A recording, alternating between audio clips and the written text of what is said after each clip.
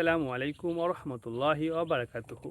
আরবি শব্দ জুমুআ কথার অর্থ হলো একত্রিত হওয়া বা মিলিত হওয়া। আল্লাহ তালার এই দুনিয়ায় ইয়াউমুল জুমুআ অর্থাৎ শুক্রবার একটা পবিত্র দিন বা গুরুত্বপূর্ণ দিন। মহান স্রষ্টা আল্লাহ তালা এই বিশ্ব ব্রহ্মাণ্ডকে সৃষ্টির পরিপূর্ণতা দিয়েছেন এই ইয়াউমুল জুমুআ অর্থাৎ শুক্রবার।